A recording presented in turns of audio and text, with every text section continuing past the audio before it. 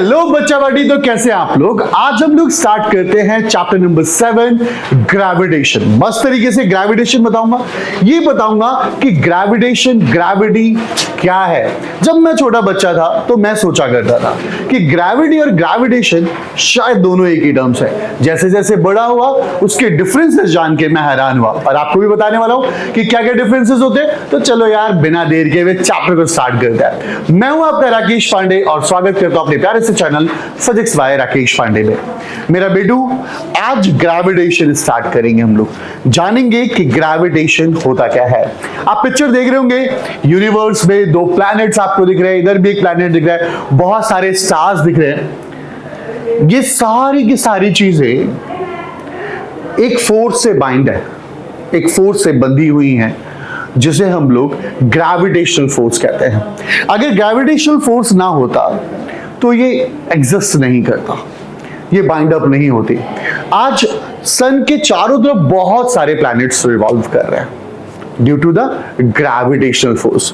आपको पता है यूनिवर्स में दो मासेस के बीच में लगने वाले फोर्स को हम लोग ग्रेविटेशनल फोर्स कहते हैं। दो मासेस, इवन मैं और युग की बात करें, हम दोनों के बीच में भी ग्रेविटेशन लग रहा है। पंखे और मेरे बीच में भी लग रहा है, कैमरे और इसके बीच में भी लग रहा है। हर जगह जहां पे मासेस है वहां पर ग्रेविटेशनल फोर्सेस हैं।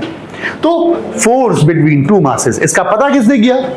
हमारे जाने माने साइंटिस्ट जिनका नाम है न्यूटन्स बाबा। तो न्यूटन्स बाबा ने क्या कहा, देखिए क्या कहा। उन्होंने कहा कि अगर मेरे पास दो मासेस हैं, दो बॉडीज हैं, और एक बॉडी का मास अगर m1 है और एक बॉडी का मास m2 है, और उन दोनों के बीच की दूरी r है, और याद रहे ये सेंटर टू सेंटर कनेक्टेड है,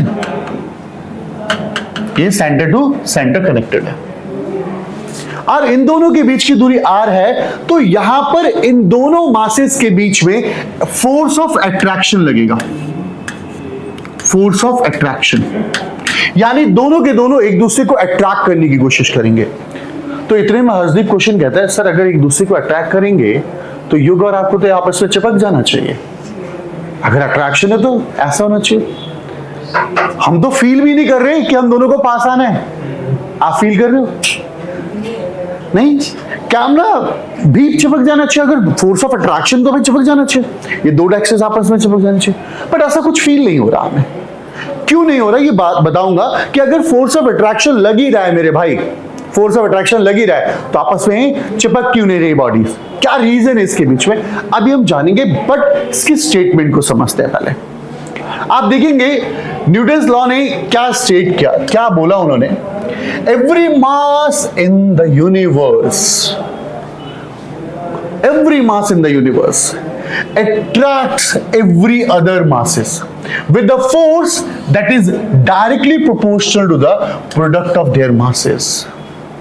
ये जो फोर्स है ना इन दोनों मासेस के बीच का जो फोर्स है, फोर्स बिटवीन टू मासेस, वो डायरेक्टली प्रोपोर्शनल होगा प्रोडक्ट ऑफ द मासेस के, प्रोडक्ट ऑफ द मासेस के, एंड इनवर्सली प्रोपोर्शनल होगा square of distance between them के, यानी दोनों के बीच के डिस्टेंस के इनवर्सली प्रोपोर्शनल होगा। देखिएगा, and inversely proportional to the square of distance between their centres. Centres word use किया था मैंने, और इसको लॉ को इसको ऐसे एक्सप्रेस किया जाता है, directly proportional to m1 m2 by r square. यानी मैंने ये समझने की कोशिश, मेरे को ये समझ में आता है कि दो मासेस के बीच में जो फोर्स है, जो फोर्स ऑफ अट्रैक्शन है, वो क्या है? F directly proportional to m1 m2 by r square है। यही तो है। बट अभी स्टिल मेरा एक क्वेश्चन बाकी रह गया सारे, कि अगर ये दो बॉडीज आपस में एक दूसरे को अट्रैक्ट कर रही है, मैं और आप एक दूसरे को अट्रैक्ट कर रहे हैं, तो हम आपस में पास में क्यों नहीं आ रहे? क्यों बॉडीज आपस में चिपक नहीं रही? ये क्वेश्चन स्टिल रिमेन अभी तक है, पर जानेंगे एक छोटे से ब्रेक के बाद। बट उससे पहले देखिए क्या है। जैसे ही अगर हम प्रोपोर्शनल साइन हटाएंगे, तो यहां से प्रोपोर्शनल साइन हटाते वक्त यहां g आएगा, and that will be the m1 m2 by r square. I hope बात समझ में आई होगी। This will be the expression. ये एक्सप्रेशन है मेरे बच्चे। क्लियर? अब देखिए एक्सप्रेशन आपके सामने, एक्सप्रेशन आपके सामने। एक काम करता हूं, सपोज करता हूं कि एक बॉडी है और इस बॉडी का वजन जो है यार 100 kg है। एक दूसरी बॉडी है, उसका जो वेट है और वो 1000 kg ले लेता हूं। अच्छा खासा वेट है यार, 10 kg और 1000 kg, 10 kg और 1000 kg, अच्छा खासा वेट है। और इन दोनों के बीच की दूरी है 1 मीटर। और जानने की कोशिश करते हैं कि ये दोनों आपस में एक दूसरे को अट्रैक्ट करेंगे या नहीं, क्यों नहीं करेंगे। उससे पहले कुछ चीजें जान लेते हैं। F ग्रेविटेशनल फोर्स है बिटवीन दो ऑब्जेक्ट्स। जी ग्रेविटेशनल कांस्टेंट है जिसकी वैल्यू अप्रॉक्स 6.67 इंटू 10 की पावर -11 न्यूटन मीटर स्क्वायर पर केजी स्क्वायर होता है। 6.67 इंटू 10 की पावर -11। M1 और M2 दोनों के दोनों मासेस हैं दो ऑब्जेक्ट के, और R उन दोनों के बीच के सेंटर से डिस्टेंस है। आई होप बात समझ में होगी। तो अभी हमारा क्वेश्चन क्या था निहारिका, क्या जानने की कोशिश कर रहे थे हम लोग? है अगर फोर्स ऑफ अट्रैक्शन है तो दो बॉडीज आपस में क्यों नहीं चिपक रही? तो देखो क्या हुआ जिनीशा, परेशान लग रही है तुम? जी की वैल्यू क्या है? 6.67 इंटू 10 की पावर -11। मास m1 कितना है? 10 की पावर 2। ये कितना है? 10 की पावर 3 अपॉन में 1 का square. F equal to what? 6.67 into 10 की पावर -11 प्लस का 5। बोलो हाँ है ना? योग 6.67 इंटू 10 की पावर -6 न्यूटन। अरे आप 5 6 11 होता है, सिर्फ बाद में भूल गया। अरे done. F equal to 6.67 into 10 की पावर -11 न्यूटन। यहाँ युग को क्या चाहिए? यहाँ एक सुंदर सी मैडम होती है, बाल वाल यूं करके है, और वो ग्रेविटेशन पढ़ा रही होती, तो युग यूं करके देख रहा होता। फोर्स ऑफ अट्रैक्शन बढ़ जाता। हाँ भाई वो देख, वो force of attraction between two masses वाली बात है, तो ग्रेविटेशन है वो इलेक्ट्रोस्टैटिक फोर्स बढ़ जाता। ठीक है, वहाँ इलेक्ट्रोस्टैटिक की वजह से चार्जेस की बात चल रही है। मैम को भी पटाखा बोल रहे हैं, बताओ यार ये कैसे कैसे बच्चे आ गए यार, हद हो गई। बोल रहे हो मेरी क्लास टीचर है। चलो इधर देखो, दिस मीन्स दैट, इसका मतलब क्या है आप समझने की कोशिश करना। अभी यार हमने न्यूटन्स लॉ ऑफ ग्रेविटेशन देख लिया, अभी हम न्यूटन्स लॉ ऑफ ग्रेविटेशन देख लिया। न्यूटन्स लॉ ऑफ ग्रेविटेशन में मुझे बस इतना ही समझ में आ रहा है कि अगर मेरे पास दो मासेस हैं और दो मासेस हैं, तो उन दोनों मासेस के बीच में अगर मुझे gravitational force of attraction find out करना है तो कैसे करेंगे? F equal directly proportional to m1 m2 by r square, यानी F equal to g m1 m2 by r square कर लेंगे। यहां तक बात समझ में आ गई? ओके, आगे बढ़ो। अब हमें यहां से क्या क्या चीजें पता चलती है, इससे पहले आंसर तो जाने कि दो बॉडीज आपस में चिपके क्यों नहीं। क्योंकि उन दोनों के बीच में देखो ना 100 kg 1000 kg। अब यहां पे जो फोर्स की वैल्यू आ रही है वो 10 की पावर -6 आ रही है यार। अब इसका मतलब F इक्वल टू 0.0000 समथिंग। यार ऑलमोस्ट जो फोर्स है वो जीरो है, ऑलमोस्ट फोर्स जीरो है। इसी वजह से वो दो बॉडीज आपस में क्यों नहीं चिपक रही? क्योंकि वो फोर्स का जो वैल्यू होता है, ग्रेविटेशनल फोर्स जो है, वो यूनिवर्स में सबसे छोटा फोर्स है। सर अगर इतना छोटा फोर्स है तो पढ़ने की क्या जरूरत है यार, क्यों पढ़ूं मैं? अभी आपको पता चलेगा यहाँ तो बात 100 और 1000 की हो रही है, अभी लाखों लाखों केजी मासेस की बात होगी, तब इसका रोल प्ले होगा। Don't worry about it. But इसी की वजह से आज हम अर्थ पे एग्जिस्ट कर पा रहे हैं, आज अर्थ एग्जिस्ट कर पा रहा है। ठीक है, बहुत सारे चेंजेस जो होते हैं वो सारे इन फैक्टर्स पे होते हैं, बट वो बात की बात है। अब यहां पे क्या होता है? द लार्जर द मास, क्योंकि हम क्या बढ़ रहे हैं? F directly proportional to m1 m2 by r square. हमने क्या देखा यार, अगर मास ज्यादा होगा तो ऑब्वियसली फोर्स भी उनके बीच में ज्यादा होगा। मैंने कहा कि the larger the mass the stronger the gravitational force, ये पता चला। और क्या पता चलता है, the farther the object are the weaker the gravitational force. Obviously अगर सपोज करते हैं कि वंश जो है अपनी गैलरी में खड़ा होता है और सामने वाली लड़की को देख रहा होता है एंड वहां फोर्स ऑफ अट्रैक्शन है, रोज सुबह आए ब्रश करे देखे फोर्स ऑफ अट्रैक्शन, एक दिन उसके पापा को पता चल गया है कि वंश मेरी बेटी को देख रहा है।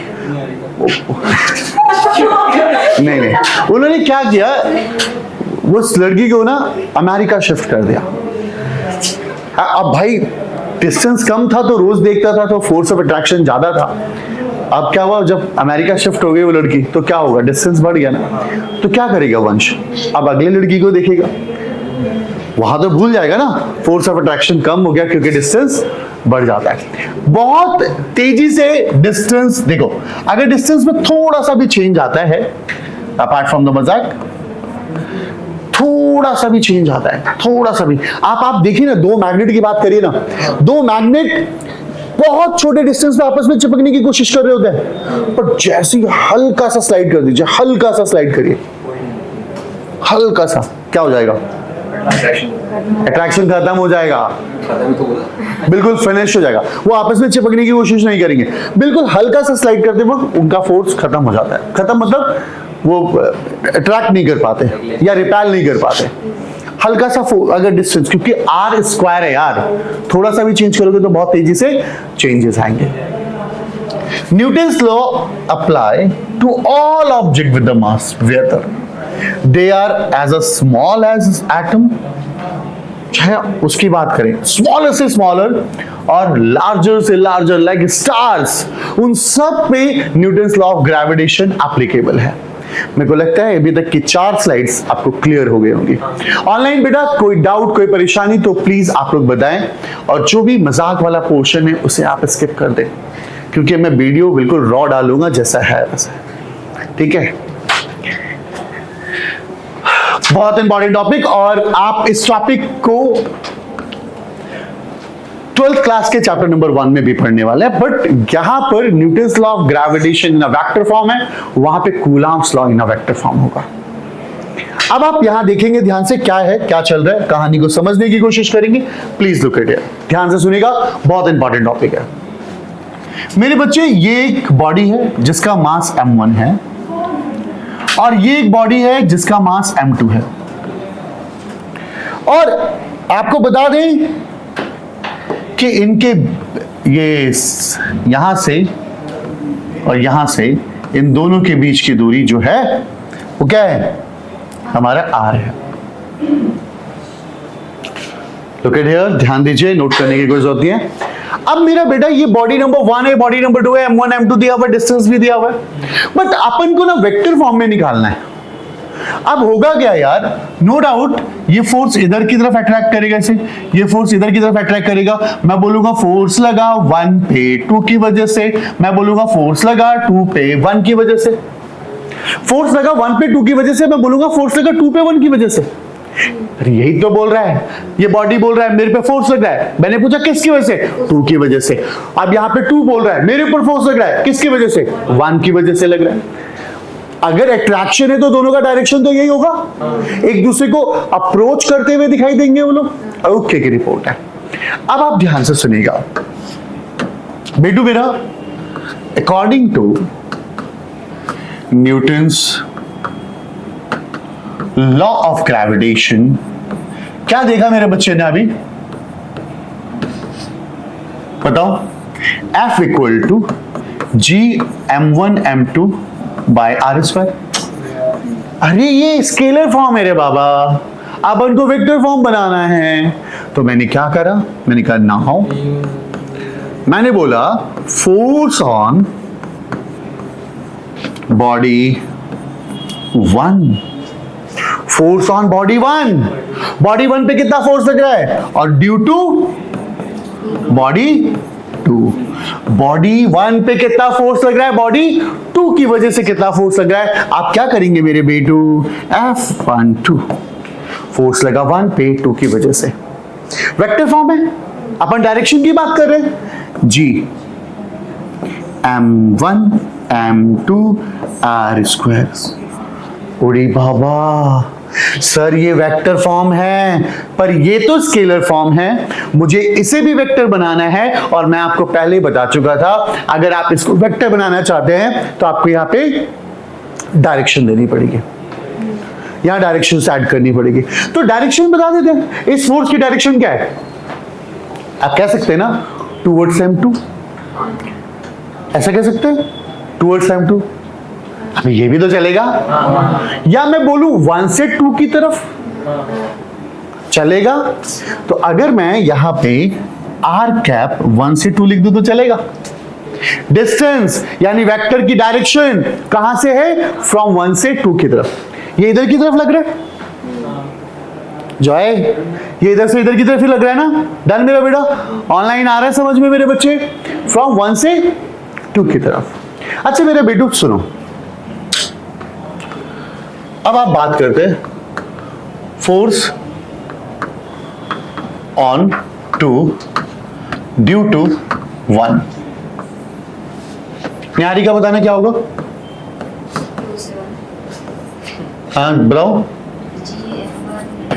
हाँ हाँ आर कैप, इसकी डायरेक्शन क्या है, 2 से 1 की तरफ, 2 से 1 की तरफ। अब मेरे बच्चे एक बात है, ये बॉडी है, ये 1 है और ये 2 है। एक बंदा कह रहा है कि भैया 1 से 2 की तरफ, एक बंदा कह रहा है 2 से 1 की तरफ। क्या दोनों का मैग्नीट्यूड सेम है? क्या आर कैप 1 2 इक्वल है आर कैप 2 1 के magnitude wise, magnitude wise, but क्या डायरेक्शन अपोजिट है यार? 1 से 2 और 2 से 1 क्या अपोजिट है?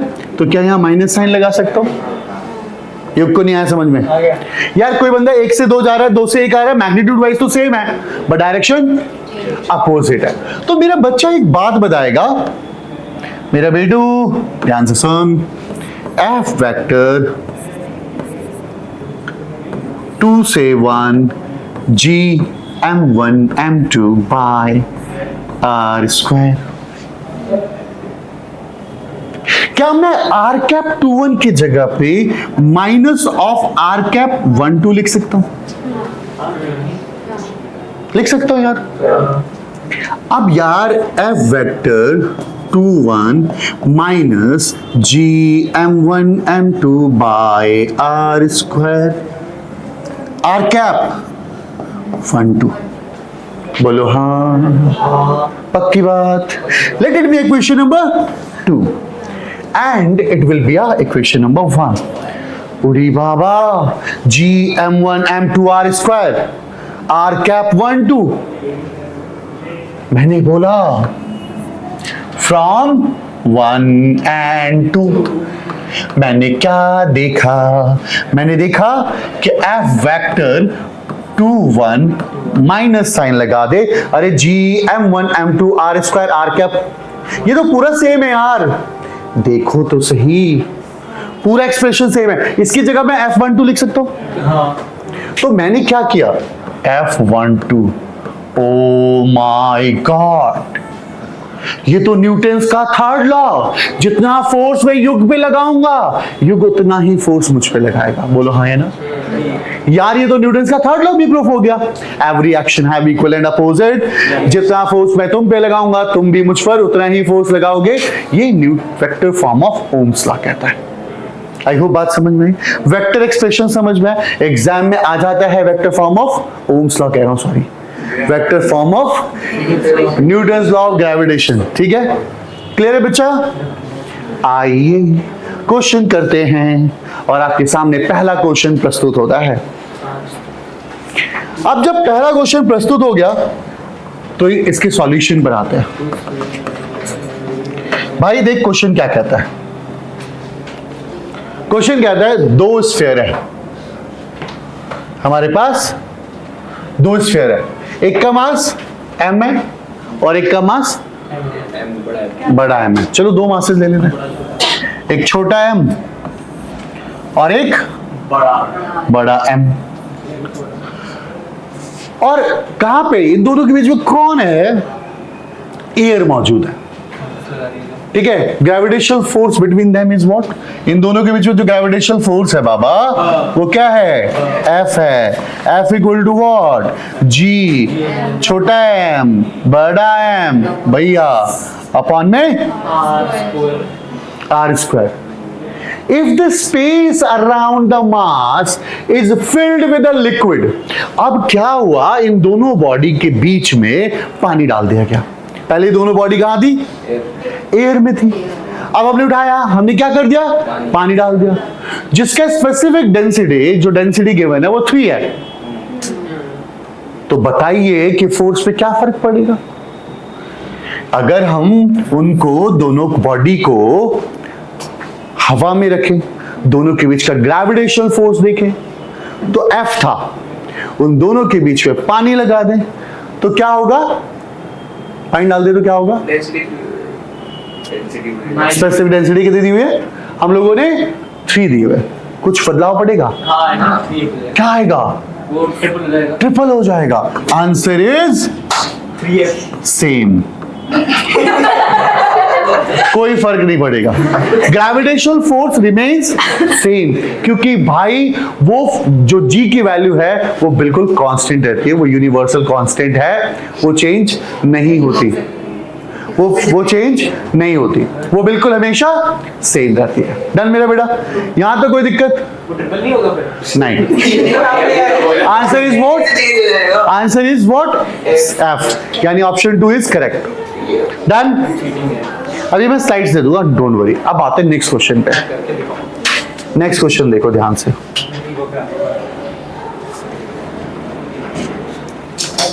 देखो क्या होता है। हाँ, नेक्स्ट क्वेश्चन पे देखते क्या होता है हमारा, फटाफट। इसका कलर ही तो चेंज नहीं हो रहा, चलो अब व्हाइट से ही करना पड़ेगा यार। हैं? भाई क्या हो गया? अबे और रीसेट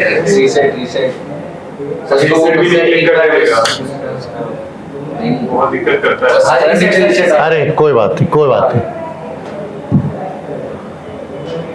चलो छोड़ो। सर गाय करता है सर, अंडू करिए सर, अंडू करिए। अरे छोड़ो, अभी इसी को सॉल्व करते हैं फटाफट, छोड़ो, दिमाग लगाते हैं। एक मास है बॉडी का, that will be a capital M। सही बात है। अभी हमारा क्या है? कैपिटल M है। और दूसरा मास जो है, दूसरा मास है, मतलब इस M को दो भागों में तोड़ दिया, एक को तोड़ा XM और दूसरे को तोड़ा 1 - XM। एक मास है, एक बॉडी है, उसको दो भागों में तोड़ दिया और उनको सेपरेट कर दिया। The value of x for which the gravitational attraction between two pieces becomes maximum। यानी ये भी एक बॉडी है और ये भी एक बॉडी है। इस बॉडी को दो पार्ट्स में हमने तोड़ा और इन दोनों के बीच की दूरी कुछ भी है, r है। एक का XM नाम रख दिया, एक का मैंने 1 - XM कर दिया। अब आपको बताओ कि इन दोनों के बीच में ग्रेविटेशनल फोर्स ऑफ अट्रैक्शन जो हो वो मैक्सिमम कब होगा? वो x डिस्टेंस, x क्या होगा, वो x की वैल्यू क्या होगी जिस पर ये मैक्सिमम होगा? देखिए, इन दोनों के बीच में जो ग्रेविटेशनल फोर्स का फॉर्मूला है वो G, आपको पता है ना, m1 m2 by r square होता है। अब भैया बच्चा G, m1 कितना है? xm, और ये क्या है? 1 - XM अपॉन में r स्क्वायर, कुल मिलाकर G m square x 1 - x upon में r स्क्वायर। भाई ये फोर्स मैक्सिमम कब होगा? ये फोर्स मैक्सिमम कब होगा? ये फोर्स मैक्सिमम जब होता है, जब भी मैक्सिमम की बात करें, ये फोर्स मैक्सिमम जब होगा जब differentiation of that function with respect to distance x will be 0. ऐसा क्यों? ऐसा क्यों? डिफरेंशिएशन हमारा जब 0 हो जाए, डिफरेंशिएशन हमारा 0 हो जाए, मतलब तब ये चीज मैक्सिमम होगी, फोर्स मैक्सिमम होगा। ऐसा क्यों भाई? एक एग्जांपल देता हूं। आप क्या हुआ, एक बॉडी को यूं करके फेंकता है, बॉडी अपने हाईएस्ट पॉइंट पे जाती है, वहां पे वो मैक्सिमम को जब अचीव करेगी, यहां बदलेगी, यहां बदलेगी, यहां बदलती जाएगी, यहां बदलती जाएगी, यहां बदलती जाएगी, यहां बदलती है, बट इस जगह पर क्या है, वो कांस्टेंट है, ट्रूली कांस्टेंट है उसी पॉइंट पे, ट्रूली कांस्टेंट होगी। अब जब differentiation of any constant is what, 0, तो मैक्सिमम भी तो कांस्टेंट होगी, सही बात है। तो इसीलिए differentiation of F with respect to x is what, 0 होना चाहिए। तो यानी इसका डिफरेंशिएशन क्या होना चाहिए, 0 होना चाहिए। चलो इसका डिफरेंशिएशन करते हैं। देखो d by D T, sorry d by D X, G M square X 1 minus X upon में R square equal to 0 is equal to 0 is equal to 0। अब क्या होगा, जी बाहर आ जाएगा, एम स्क्वायर बाहर आ जाएगा, आर स्क्वायर बाहर आ जाएगा। चलो काम करें, यहां कर दे सॉल्व, इसको रब कर दूं, रब होगा ही नहीं है, दिमाग तो इसी बात पे खराब हो रहा है। ए यार सर ये इशू हो रहा है। चलो कोई बात नहीं, इसे साइड करो, साइड करने की जगह बढ़ रहा है। चलो इसे काम करो, ऐसे कर लो, ठीक है। अब यहां ध्यान से सुनो, देखो क्या होगा। अब इसको डिफरेंशिएट करें, f equal to sorry f कर रहा हूं, दिमाग खराब हो गया, हैंग हो गए। G M square R square बाहर बेटा, है ना, हो गया ना, और ये d बाई डी एक्स क्या है मेरे बच्चे। अब देख x को मल्टीप्लाई कर दूं, x minus x square is equal to बेटू बेटा जी एम स्क्वायर, एक्स इसमें मल्टीप्लाई हुआ, तो देखो ये पूरा का पूरा फंक्शन इधर चला जाएगा, 0 हो जाएगा। तो d by D x x minus x square is equal to 0 is equal to 0 होगा। अब यहां पे देखो क्या होगा, डिफरेंशिएशन ऑफ x क्या होगा, 1, x का डिफरेंशिएशन माइनस एक्स स्क्वायर का डिफरेंशिएशन क्या होगा, इज इक्वल टू, ये इधर आ गया 1 equal to 2x, x equal to what, 1/2 is option number 1 is correct.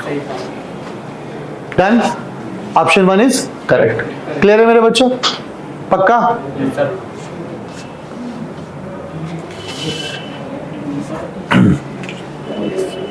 चलो अगला क्वेश्चन करें, समझ में आ रहे हैं। दो पार्टिकल है, एक का मास स्मॉल एम है, एक का 4m है। सॉल्यूशन पे आते हैं, एक का मास m है और एक का मास 4m है, are separated by a distance r distance पे सेपरेट होते हैं, r डिस्टेंस पे सेपरेट होते हैं। चलो भाई डिस्टेंस क्या है, r। There neutral point is at, उनका न्यूट्रल पॉइंट कहां होगा, उनका न्यूट्रल पॉइंट कहां होगा। न्यूट्रल पॉइंट मतलब जहां पे फोर्स की वैल्यू 0 हो जाए। यानी सुनो सुनो सुनो सुनो, मैंने बोला कि भैया इस x पॉइंट पर 0 हो जाएगा, मैंने मान लिया कि इस x पॉइंट पर 0 हो जाएगा। तो यहां से ये डिस्टेंस कितना हो गया, r minus x, r minus x. और यहां पे भी तो कोई ना कोई मास मानना पड़ेगा, मैंने एक टेस्ट मास मान लिया m0। मैंने सपोज किया कि इस पॉइंट पर एक मास है m0 और इस पॉइंट पर ही इन दोनों का फोर्स 0 होगा। ध्यान, कोई डाउट, सर बीच में कैसे हो सकता है? भाई यार मैंने अज्यूम किया, आपने टेस्ट चार्ज अज्यूम नहीं किया हुआ। सर बात ठीक है आपकी, हाँ। बट अट्रैक्टिव फोर्स जब लग रहा है तो अट्रैक्टिव फोर्स तो बीच में कभी वहां पे नल पॉइंट क्रिएट ही नहीं कर सकता। नहीं कर सकता। नहीं कर सकता सर। रिपल्सिव फोर्स कर सकता है, रिपल्सिव फोर्स वहां पे एक दूसरे को कैंसिल कर देगा। वाह। फोर्स तो ऐड हो जाएगा।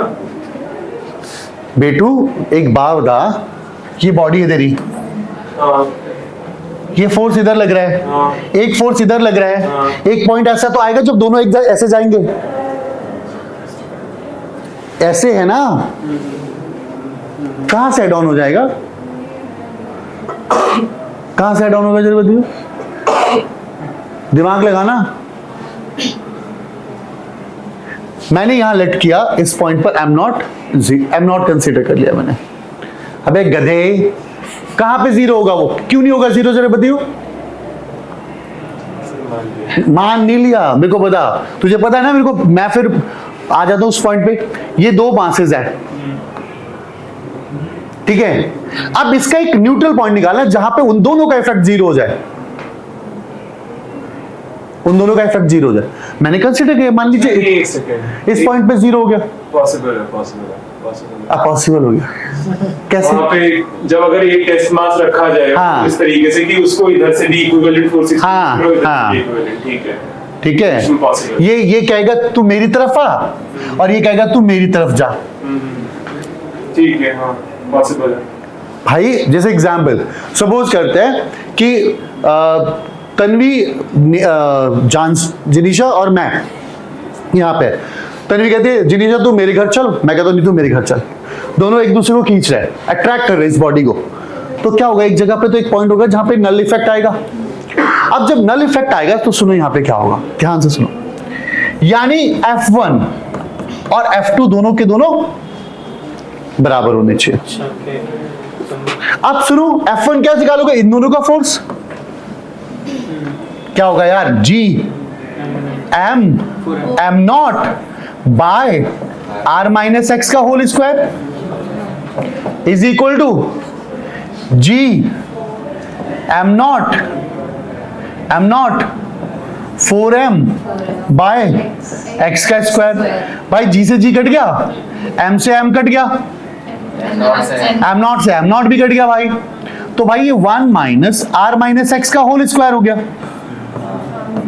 और ये 2 अपॉन में x का होल स्क्वायर हो जाएगा भैया। अरे ऊपर 4 है ना यार, तो स्क्वायर से स्क्वायर चला जाएगा, तो स्क्वायर से स्क्वायर चला जाएगा तो क्या होगा, 1 upon R minus X upon 2 upon में x, क्रॉस मल्टीप्लाई कर लेते हैं।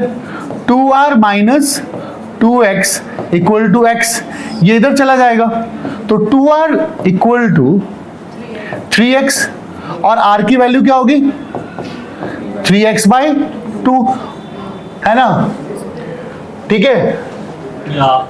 और x की वैल्यू क्या होगी, x निकाल लेना में, x की वैल्यू क्या होगी 2/3 ऑफ R, 2/3 ऑफ R हुआ ना, तो 2/3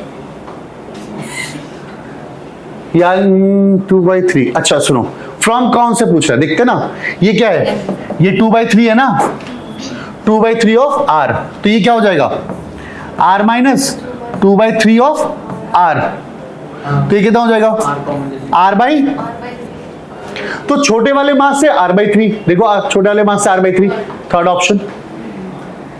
देख कंफ्यूज करने के लिए दिया हुआ है, करेक्ट नहीं आया समझ में, बेटा देख यहां पे हमने x की वैल्यू निकाल ली, x की वैल्यू 2/3 ऑफ R आई, ठीक, got it.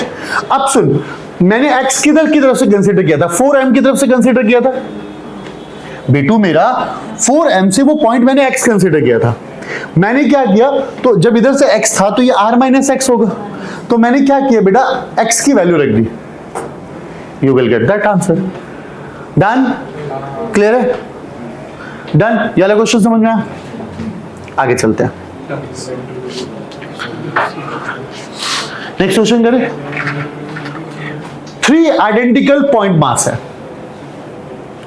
Identical point mass जिनका मास 1 kg है, और ये 3 points 0, 0, 0, 0.2, 0.2, the net gravitational force on the mass at the origin is, देखो ये ऑरिजिन मान लेते हैं, ये वाई एक्सिस मान लेते हैं और ये हम एक्स एक्सिस मान लेते हैं। ऑरिजिन पे कितना है भैया? 1 kg, 1 kg है, यानी हम इसे m नॉट, इसे भैया ये काम करेगा भैया, m 0 मान लेते हैं। कितना है भैया? 1 kg। इसके कोऑर्डिनेट क्या है? 0,0। अच्छा यहाँ पे x एक्सिस पे भी कोई है 0.2, y एक्सिस पे भी कोई है 0,0.2। यहां पे भी मास कितना है? 1 kg। एम नॉट क्या मानना, यहां पे भी कितना है? 1 kg। मुझे ऑरिजिन पे फोर्स निकालना है, अच्छा चलिए यार, इसका नाम ए रख दूं, इसका नाम बी रख देता हूं और इसका नाम मैं सी रख देता हूं। अब ऑरिजिन पे फोर्स निकालना है, तो ये फोर्स कहेगा भैया मैं तो इधर की तरफ अट्रैक्ट होऊंगा, हाँ या ना तन्वी? ये इधर की तरफ अट्रैक्ट होगा, यानी कह रहा है फोर्स लगा किस पे? ए पे। किसकी वजह से? सी की वजह से। उसकी डायरेक्शन ये होगी ना, अच्छा बी की वजह से, ऐसा होगा। ये वाला फोर्स क्या बोलेगा? मैं तो ऊपर लगाऊंगा भैया, मैं तो फोर्स ऊपर लगाऊंगा ए पर, किसकी वजह से? यार कुछ ऐसा नहीं हो गया क्या? Force on A due to C, force on A due to, force का फॉर्मूला पता है, F equal to G m1 m2 by, यानी यार m कितना? 1 इसका फोर्स निकालो, इसका फोर्स, अब इसका रिजल्टेंट निकाल लोगे। अब वैसे ही मुझे देखो, इसका रिजल्टेंट जब निकालोगे तो ये x एक्सिस वाला है तो i कैप होगा, y एक्सिस वाला होगा तो इसका रिजल्टेंट क्या होगा? i प्लस जे कैप में आएगा। अब i प्लस जे कैप में है कोई? 2 आंसर है, तो इन दोनों आंसर में से कोई एक आंसर होगा। पहले इसका फोर्स निकालो, इसका फोर्स निकालो और फिर इसका रिजल्टेंट निकालो। रिजल्टेंट निकालने आता है ना भाई? रिजल्टेंट निकालना आता है। ऑनलाइन वालों कमेंट करके इसका आंसर बताओगे आप लोग भी, और ये लोग भी करके लाएंगे। तो इसका क्या होगा? आप इसका फोर्स निकालेंगे, इसका फोर्स निकालेंगे और यहां पर सॉल्व। ये हेल्प कर दी मैंने, सारे क्वेश्चन नहीं सॉल्व करा रहा मैं। तो कितने क्वेश्चन है? 2 स्लाइड और है। देखो बेटा ध्यान से, ये क्वेश्चन बहुत जबरदस्त क्वेश्चन है, ठीक है। 2 आइडेंटिकल हॉलो स्फीयर है,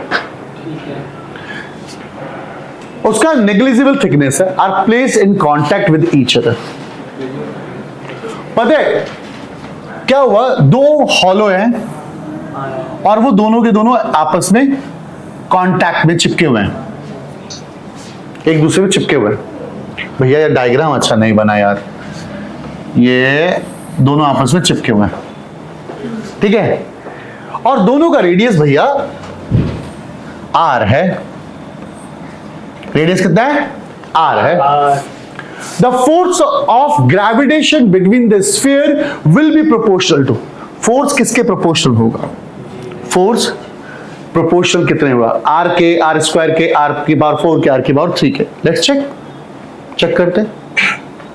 सुनो, 2 स्फीयर है, नेग्लिजिबल थिकनेस ना के बराबर है उनकी, तो रेडियस तो फिर वही वाला ले लेंगे।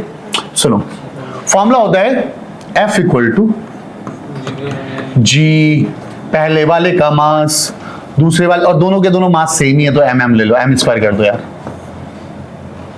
और r देखो ना, r स्क्वायर यानी 2r का स्क्वायर हो जाएगा। अबे डिस्टेंस 2r है ना, हाँ वो तो है। 2r square. ये तो कुछ भी नहीं दिखाई दे रहा, ऐसा तो कुछ भी नहीं दिखाई दे रहा, पावर और माइनस में भी नहीं है। वेट, क्या हम मास को लिख सकते हैं वॉल्यूम इनटू डेंसिटी? लिख सकते हैं। वॉल्यूम ऑफ, अभी देखो भाई इसका थिकनेस कुछ नहीं दिया हुआ, तो इसका सीधा फॉर्मूला बनेगा 4/3 पाई r क्यूब। जब थिकनेस ही नहीं दिया तो 4/3 पाई r क्यूब। और डेंसिटी को क्या लिख सकता हूं मैं? रॉ। डेंसिटी को क्या लिख सकता हूं? रॉ। तो चल चेक करें, देखो F G, M की जगह क्या लिख सकते हो?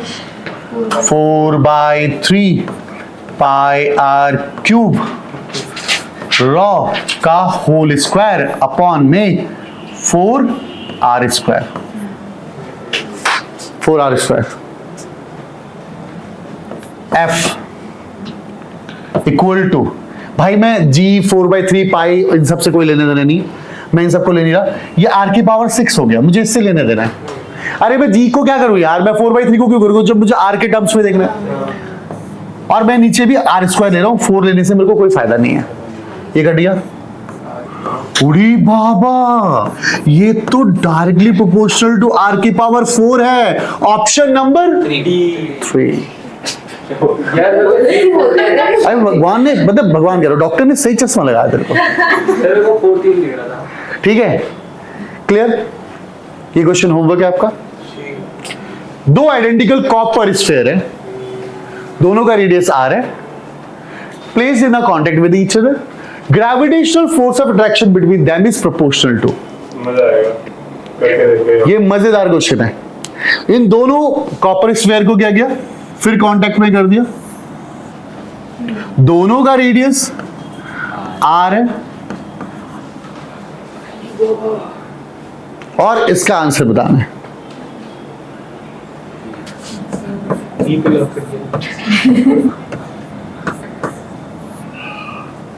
ऑप्शन 3 यार सर है। एक ऑप्शन से नहीं बोला। ये देखो r की पावर 4 ही आएगा इसका भी। क्यों क्यों क्यों क्यों? क्योंकि देखो ना, ये भी तो थिकनेस कम ही था यार, सेम तो फॉर्मूला लगेगा। And the last question of next question, last question है इसकी क्लास का। Gravitational force between 2 point mass m1 and m2 are separated with the r। दोनों को सेपरेट किया, F equal to K m1 m2 by r square. The constant K यानी gravitational constant K किस पे depend करता है? ये सॉरी, किस पे डिपेंड करेगा? क्या system of unit only pay depend करेगा? Depend on medium between the mass only? Depend on A and B? Is independent on A and B? Universal constant है, किसी पे डिपेंड नहीं करेगा। तो आंसर क्या होगा इसका? डिपेंडेंट होगा ऑफ ए बी। D होगा। यस, एक क्वेश्चन सही हो गया। अरे सबने डाउट जल्दी कर दो। नहीं सर, ऐसे हैं? ऐसे मत। देखो मैं आपको बता दूं, आंसर होगा इसका A। भाई भाई ये नीट 2017 का क्वेश्चन है। तू क्या डाउट कर रहा है? गलती से कर रहा है। नीट 2017 का क्वेश्चन है। भाई तू यू नीड देगा। अब सुनो, ये क्वेश्चन रियल में घुमाने वाला है। अब depend on the system of unit only का मतलब क्या है? देखिए ना, G की वैल्यू क्या है? 6.67 इंटू 10 की पावर -11 न्यूटन मीटर स्क्वायर पर केजी स्क्वायर। न्यूटन है ना। जब आप इसको सीजी सिस्टम में लेके जाओगे तो न्यूमेरिकली इसकी वैल्यू बदल जाएगी। वो लोग उसकी फिजिकल वैल्यू नहीं, मैथमेटिकल वैल्यू की बात कर रहे हैं। मैथमेटिकल वैल्यू, अच्छा मैं कह रहा हूं मैथमेटिकल जो नंबर है वो तो चेंज हो जाएगा। मुझे पता है कि 1 मीटर 100 सेंटीमीटर के बराबर है और दोनों बराबर चीज है, पर न्यूमेरिकली तो 1 और 100 में फर्क है ना। तो सिस्टम ऑफ यूनिट पे डिपेंड करता है। ये बहुत, अगर सुनो यहां पर सिस्टम ऑफ यूनिट ओनली, मतलब बहुत लोग कंफ्यूज होंगे इंडिपेंडेंट टर्म्स में, और काफी लोग इंडिपेंडेंट डाल के आ जाएंगे, बट नहीं मेरे बच्चे, क्योंकि वो जब सिस्टम की बात करेगा ना तो सिस्टम पे डिपेंड करेगा, सिस्टम न्यूमेरिकल वैल्यूज की बात करे।